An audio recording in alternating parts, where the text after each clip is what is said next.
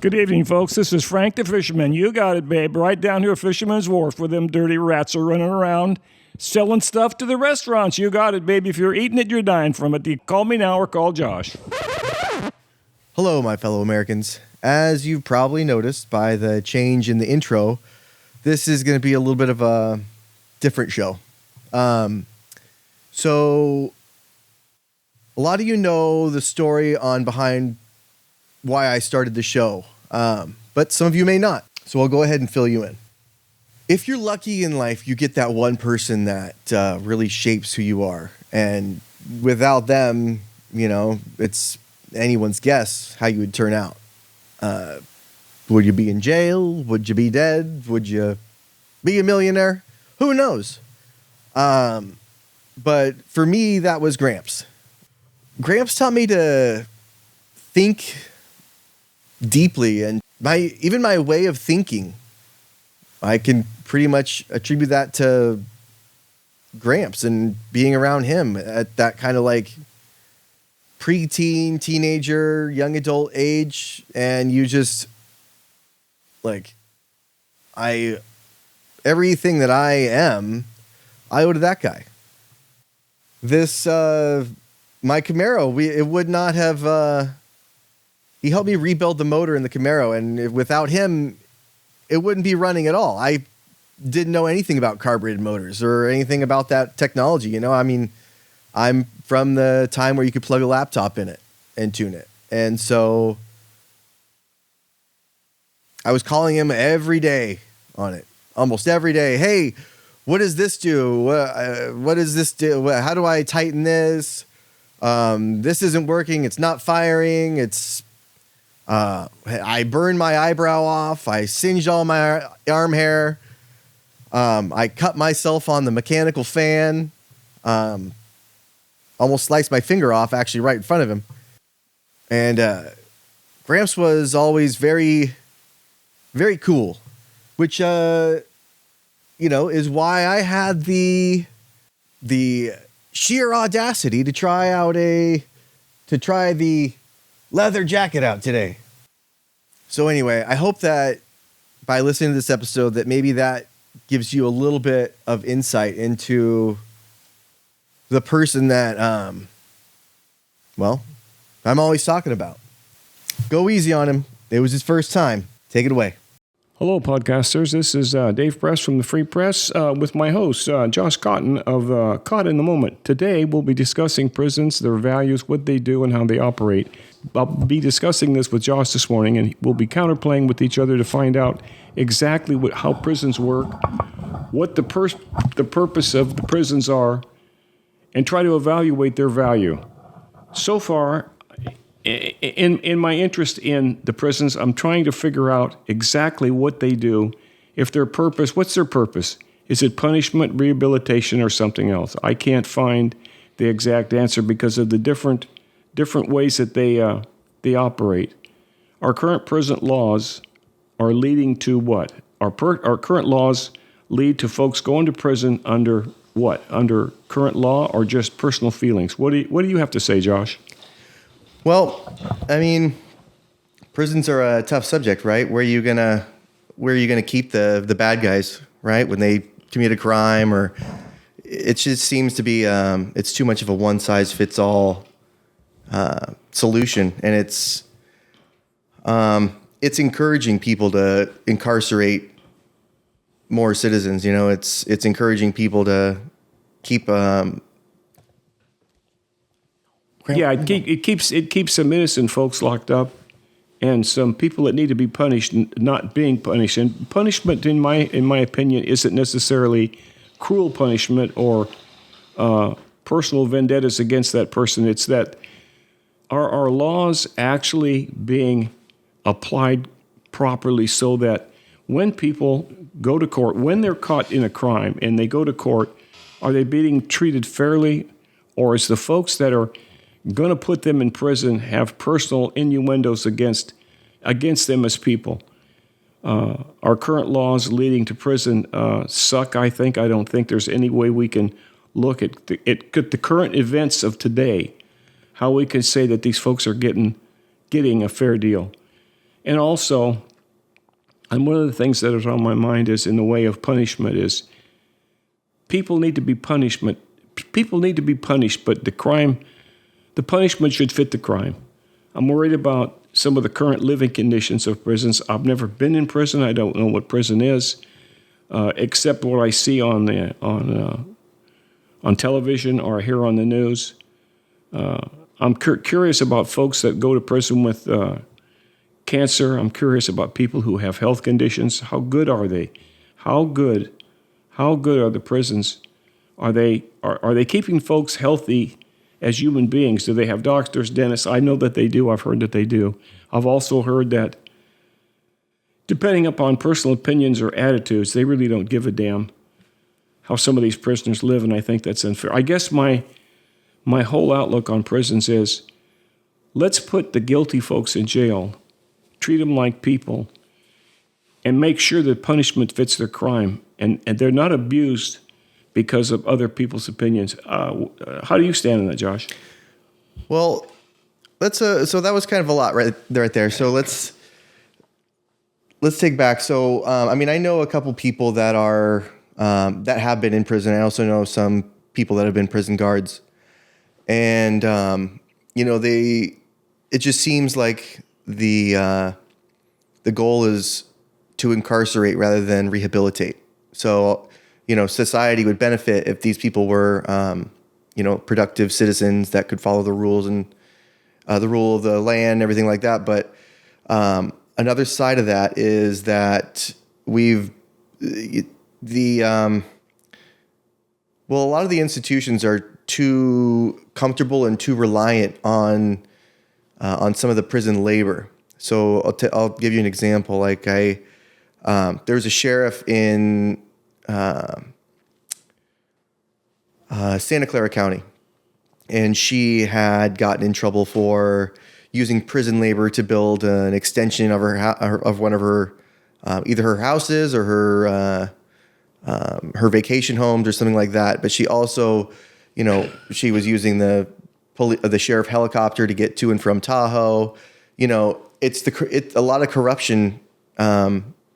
Is in the prison system, and it makes it hard to actually rehabilitate people because you need a certain amount of money to keep these prisons running. They're usually a lot of the time they're privately owned or for-profit prison.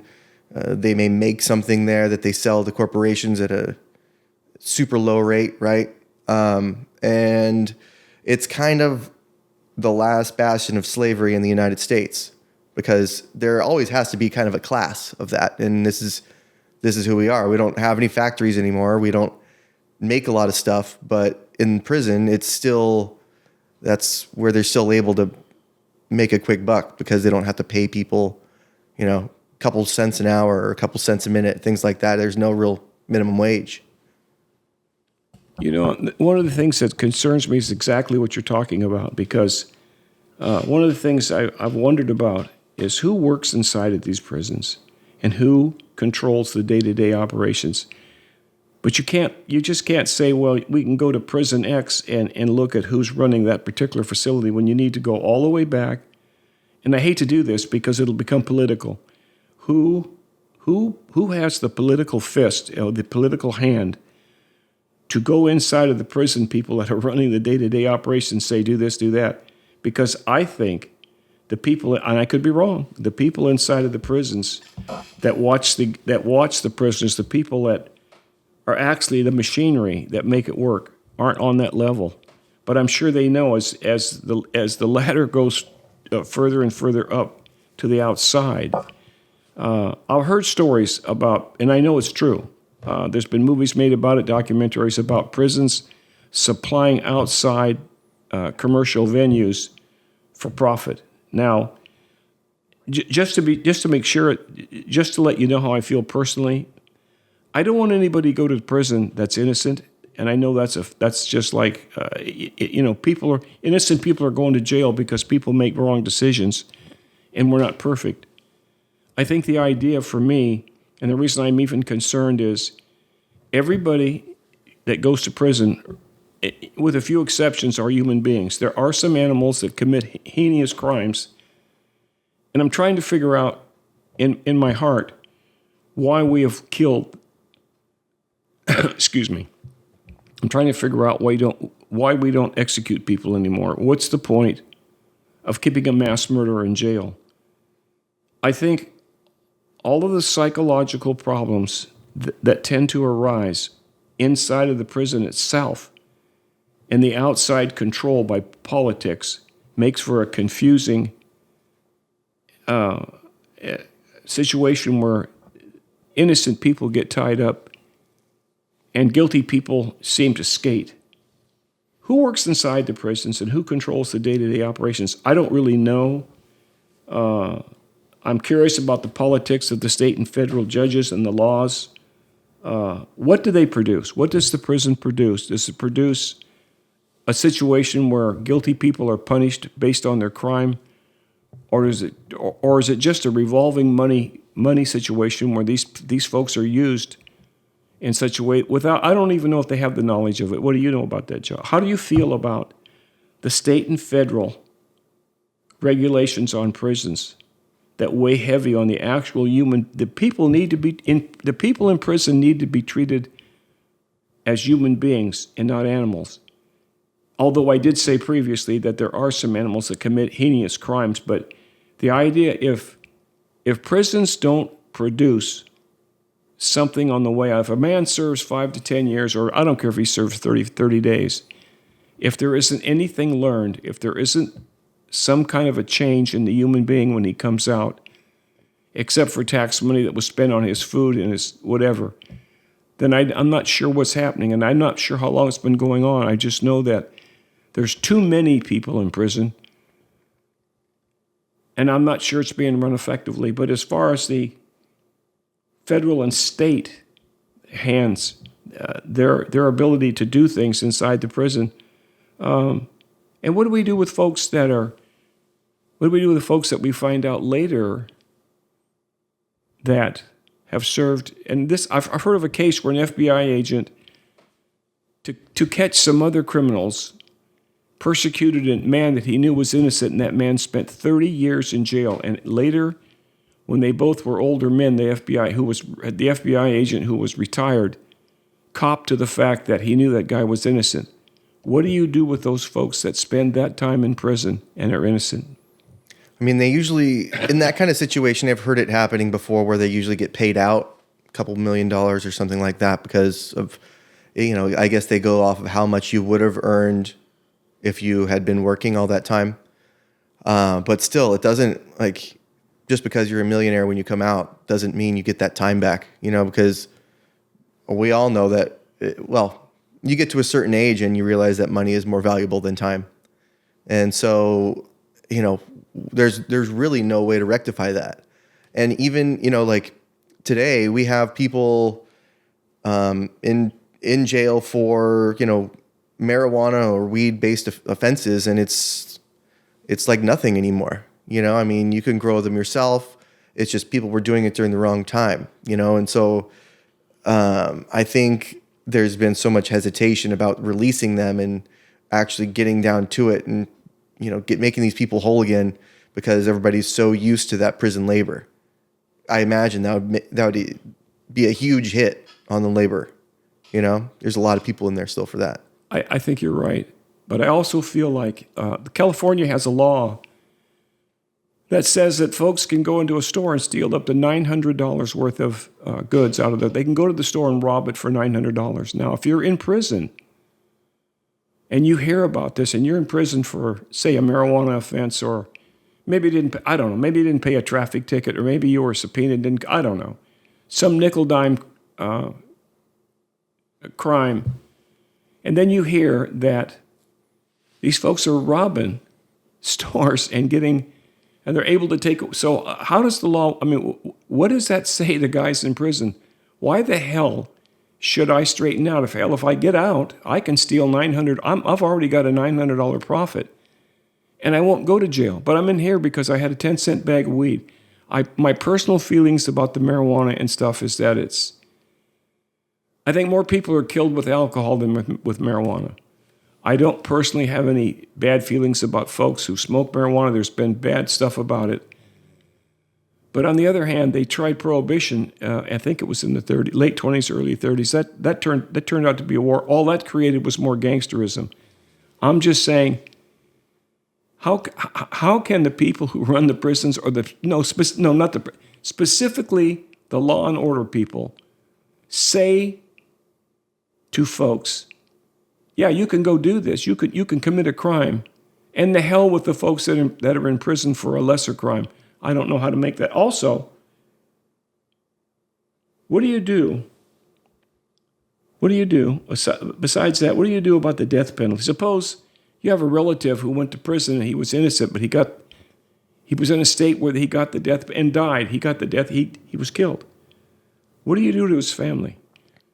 Compensation for an officer sending you to jail when you're innocent later, 25 or 30, how do you can't.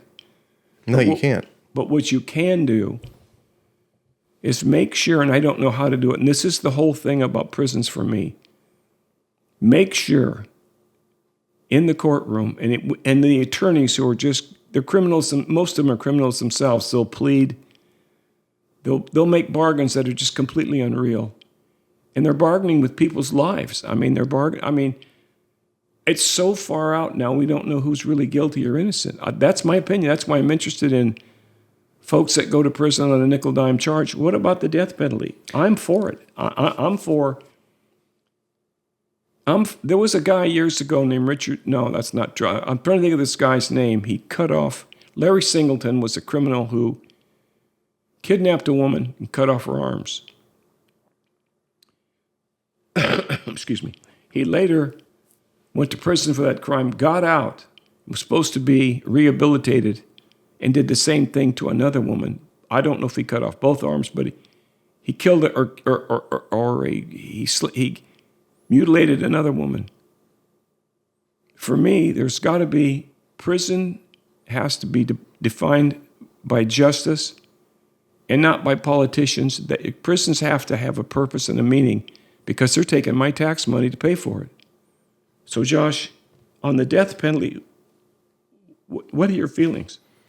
That's a tough one, right? It seems like everywhere has it. It's just, there's such a risk of executing the wrong person, But in other ways, there's things that are completely obvious that,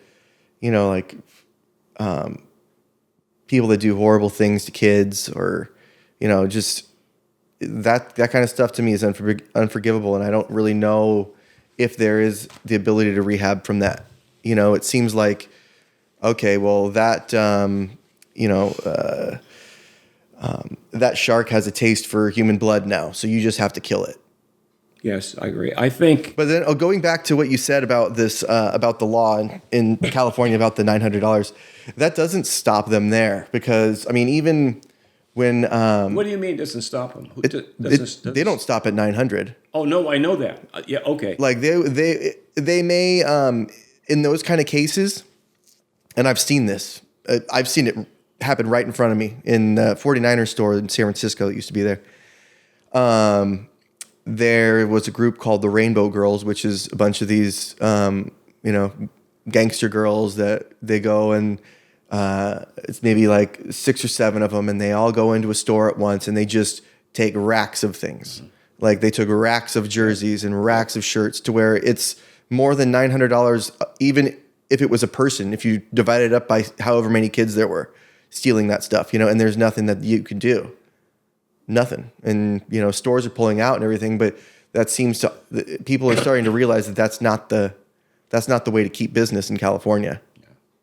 See, it wasn't so much we were talking about the actual figure of $900. It's the idea of if you're incarcerated for a crime, I don't know how to put that, a crime lesser than $900, or you got popped because it was the cop's time for a promotion, or let's just say the reason you went to jail wasn't as heinous as going into a store and taking out, you're in jail and you hear these people are robbing the stores.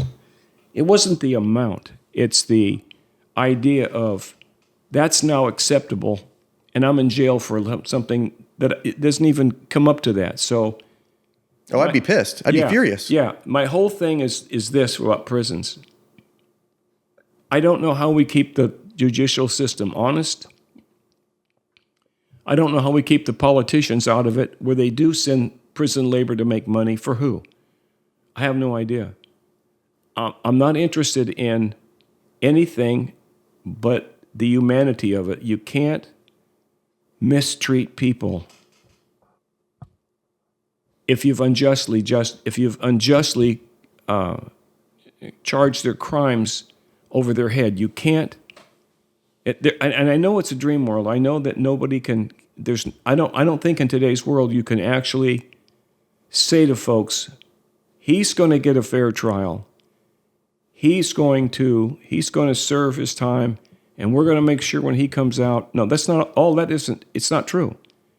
I don't know how far back it goes to where the idea of prisons, like I've said earlier, should be the punishment should fit the crime, but it shouldn't abuse the humanity of it. It should be that. I don't know how many. I have no idea how many men or women, for that matter, have went to prison and come back out and found a new life. But as you look around today, how in the world can these folks judge some people when you watch looting, burning, when you watch our cities being torn apart and nothing done? These people have been given freedom. And I don't want to get political because I'd have to get into some other stuff I don't want to, but we're allowing a lot of crimes. And as far as children go, I think, and this is in my heart, there ought not to waste our time with a trial or waste our time in the courts. If you molest a child, if you harm a child, you should be automatic. There shouldn't even be. Just kill them, because what's the point?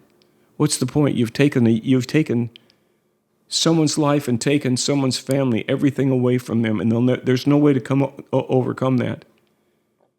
And my thing today is, I just want folks to get what they say. Our country, the United States of America, or the law, the justice system says, you're going to get a fair shake, you're going to get a fair trial. It's not true, and I don't know how to stop it. What bothers me is, what if we send an innocent guy to jail who succumbs to the prison life? He finds himself trapped in a situation where he really wasn't a gangster, he really wasn't a bad guy, got in a little trouble, went to prison, they persecuted him, came back out, and he's the worst individual.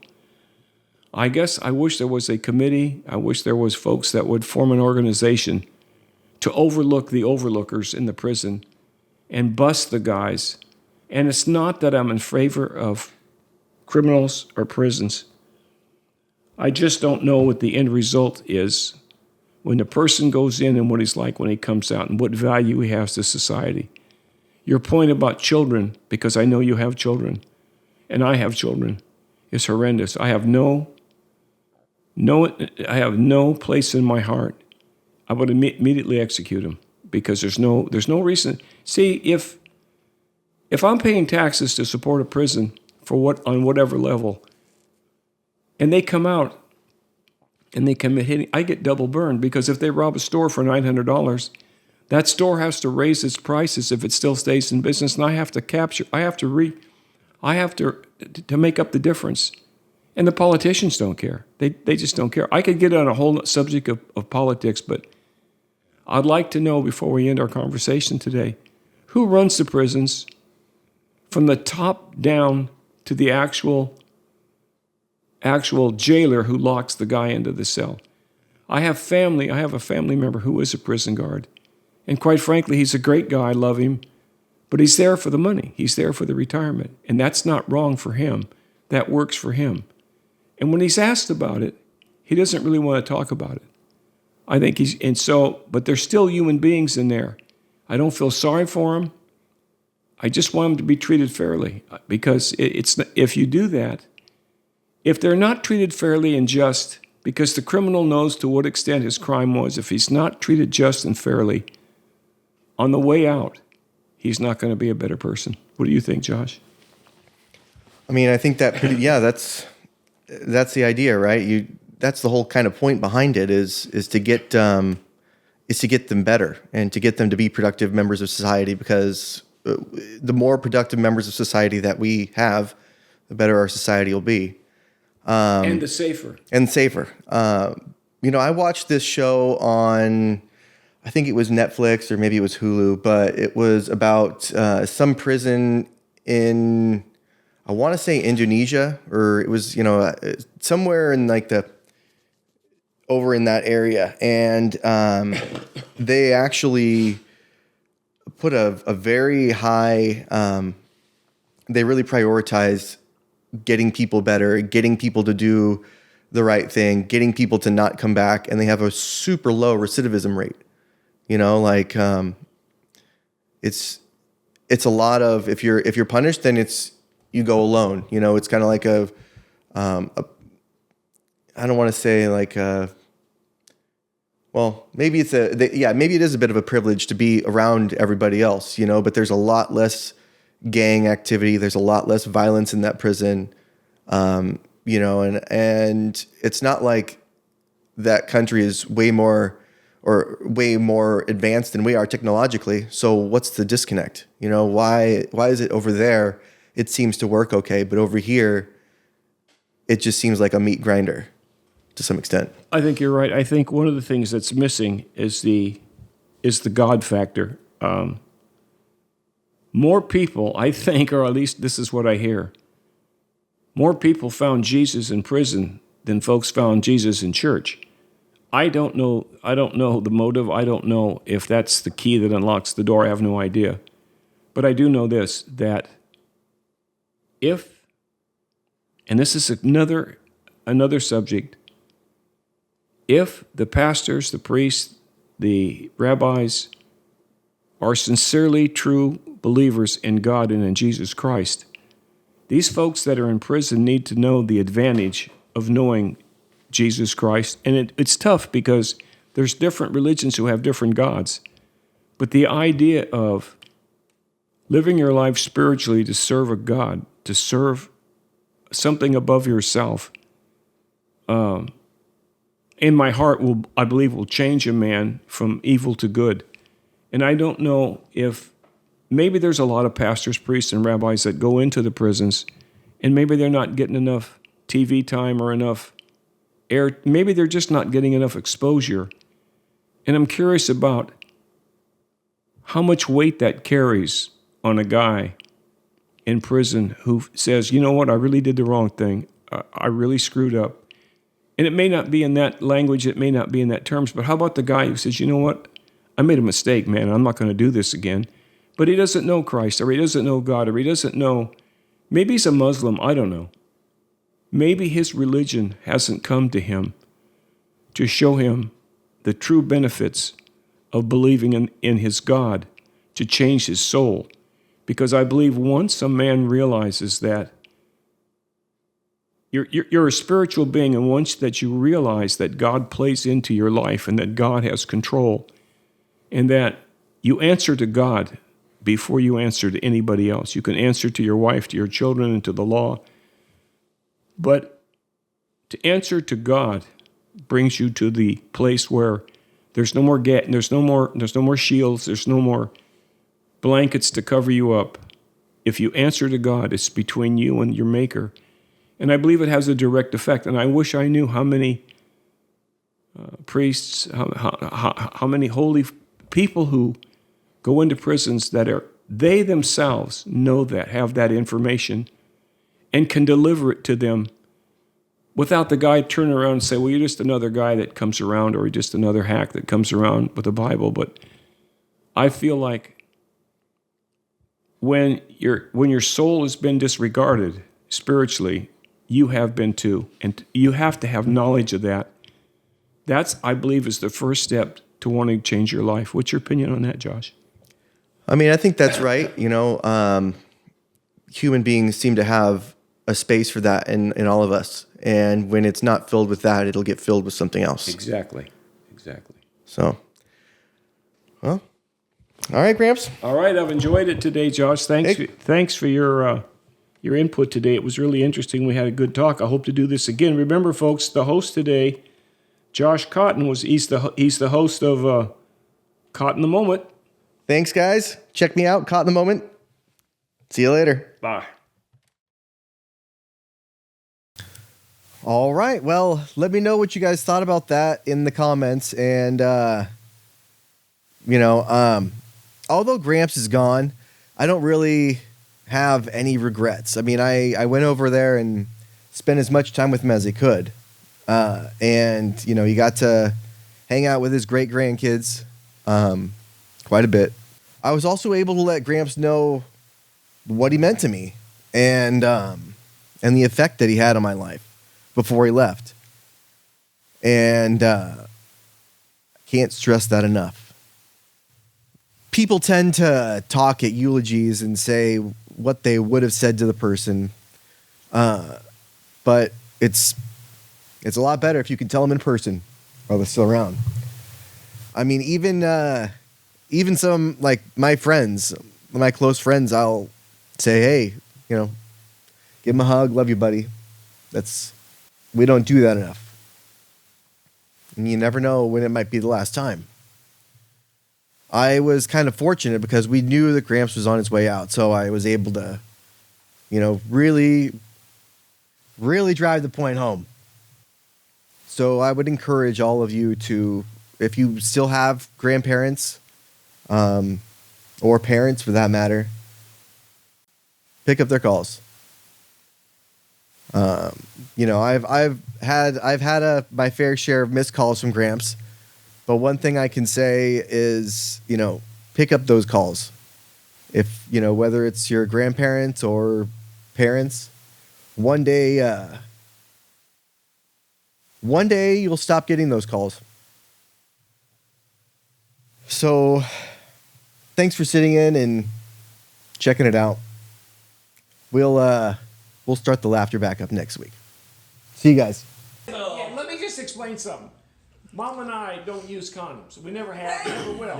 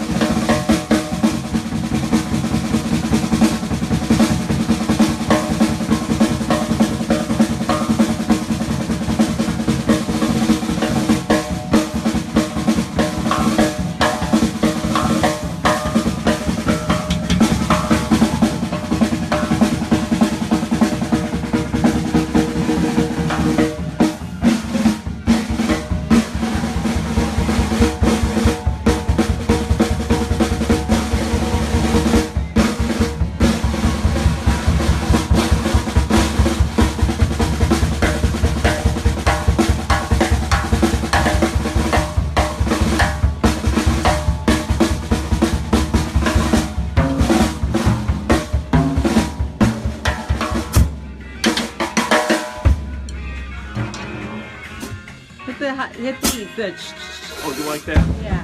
Like this?